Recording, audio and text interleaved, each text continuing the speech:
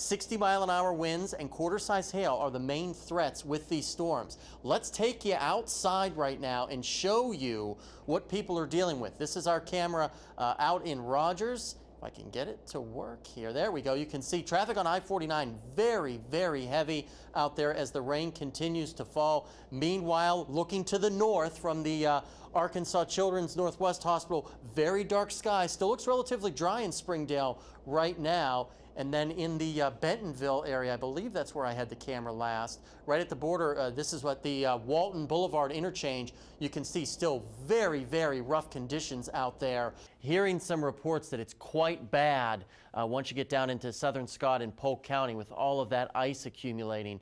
But we've got snow accumulating here in and around the Bentonville area, outside of Pea Ridge, snow-covered roads just about everywhere you look. Winds are blowing, a strong wind-driven snow, so we've got blowing and drifting as well. That's a phrase we don't say too often in Northwest Arkansas. Winter storm warning remains in effect through 3 a.m. Friday morning, so all day today. Now, according to the Weather Service, right around 4:04, that tornado formed just southwest of the Northwest Arkansas Mall in northern Fayetteville. We think that we have some video of that formation of that tornado. There's the vortex right there. Look at that tree bending as that twister rolls through, probably strengthening. This video will loop, so you'll be able to see what I'm talking about one more time.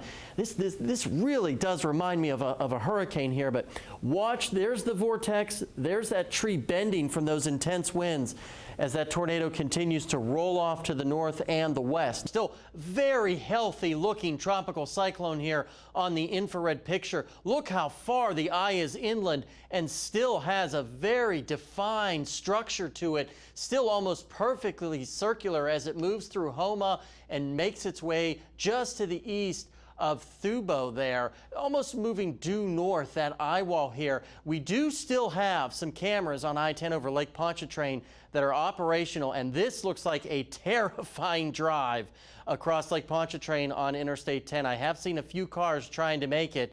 They've got winds gusting right around 100 miles an hour there. Still expected to remain hurricane strength as it moves through Louisiana. By tomorrow morning, a tropical storm, and then it becomes a tropical depression and moves into the northeast before possibly becoming a tropical storm again once it makes it back over the Atlantic. And it's expected to drop a tremendous amount of rain across the south and over parts of the northeast. Inland flooding from tropical systems kills the most people, more than storm surge, the winds. It is the inland flood threat, and it is very real for the mid-Atlantic and the northeast.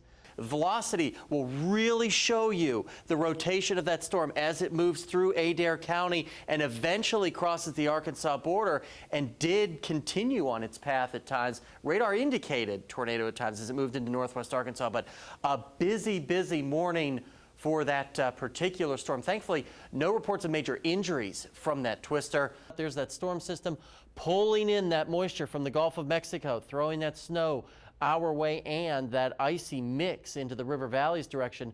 And even tonight, we're still not out of the snow yet. And you'll see that as we go hour by hour here, the snow machine really cranking full blast here through the morning. We start to lighten up by this afternoon. We'll get a break, and then a final wave of some moderate to heavy snow will slide in here for this evening, giving us an additional couple of inches and more of a dusting for the river valley before everything finally shuts off by tomorrow morning. Still looking at close to a foot in northwest Arkansas, to an inch or two across southeastern sections of the river valleys. High confidence in tornadoes and damaging winds with any storms that fire, certainly possible. Very large hail, and we're talking very large, baseball size hail is certainly possible, and that is extremely dangerous stuff falling from the sky. And because of the heavy rain associated with it, we're also worried about flash flooding. Springdale, look at the reduced visibilities from that rainfall that is falling. And a lot of times when you have heavy rainfall, it cools the air a lot quicker because that rain is pulling the cooler air from the upper levels of the atmosphere as it's falling, and it can act to cool things off quicker. That's why it's probably 33 in Gravette right now. It's flirting with the freezing mark, but 62 still at Drake Field. 29-degree difference in probably what's a 30-mile span or less out there. It doesn't take much rain for you to get into troubles. In fact, just 6 inches of water can sweep you off your feet.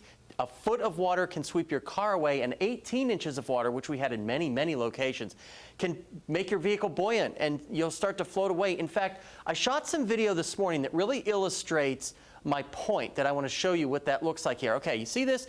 This water here means business. Water always finds the path of least resistance.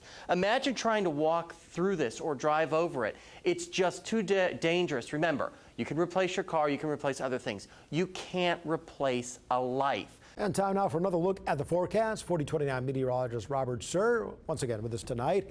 And Robert, should be a nice President's Day. You mentioned a little more clouds, but man, some big-time changes, it sounds like. Brace yourselves, huh? Yeah, we do have changes on the way, but man, tomorrow's going to be a pretty nice day overall. If you've got outdoor plans tomorrow, maybe you're going to Lake Atalanta, for example, no problems. It'll be cloudy, but very, very pleasant out there. It was pleasant out in Fayetteville today where we got to 67 degrees, well above the average, which is 53 for February 20th. We are a month away from the first day of spring, which there's some good news for this Sunday evening. Fort Smith all lit up, also above average in Fort Smith. 70 degrees is how high it climbed. Warm day in 1981, getting to 81 degrees. That's a toasty, toasty day out there. Still mild, widespread, lower 50s and upper 40s out there. Still 54 at Drake Field, 55 in Springdale. 52 in West Fork. You get out to Madison County, lower 50s as well. River Valley, also lower 50s and upper 40s out there. A very pleasant evening. A good evening to Spiro, checking in at 49. Now, we are watching for the potential for severe weather that'll roll in here about this time tomorrow through early Tuesday. Behind that cold front that sparks that severe weather, it will turn much, much colder, and that colder air will lay the foundation for the potential for quite a bit of icing as we get into the Wednesday, Thursday time frame, which you'll see here as we go hour by hour. Again, not bad tonight, not bad tomorrow morning, just some high clouds, but by tomorrow evening, we start to watch for a couple of stray showers out there. Then we see the shower and thunderstorm chances increase as we go into the overnight hours Tuesday and into Wednesday as that front makes its way toward the area. But the good news is, by the time many of you are heading back to work and school Tuesday morning, most of the activity should be pressing off to our east. Behind the front, it will get much, much colder, so that by the time we wake up Wednesday morning, lower 20s and lower 30s across the area. These are surface temperatures.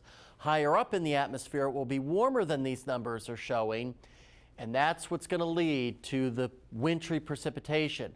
Widespread sleet and snow possible across northwest Arkansas, freezing rain across portions of the River Valley, and that sleet and freezing rain could come down heavy at times throughout the day on Wednesday. Notice always below freezing here in northwest Arkansas.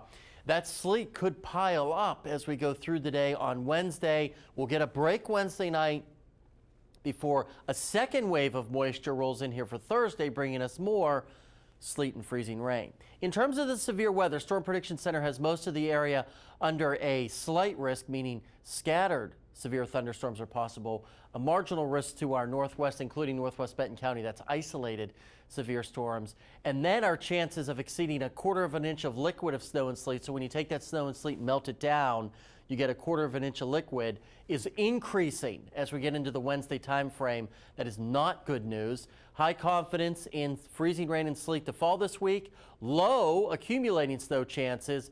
And there will be travel impacts if we get all of that sleet and freezing rain. Lows tonight, as I said, mild in the 40s. We'll rebound tomorrow, 60s and 70s. A great day out there, at least before the sun sets. Then we start to watch for those chances for the shower and thunderstorms, which will last through Tuesday morning. Severe days Wednesday and Thursday for the icing potential out there.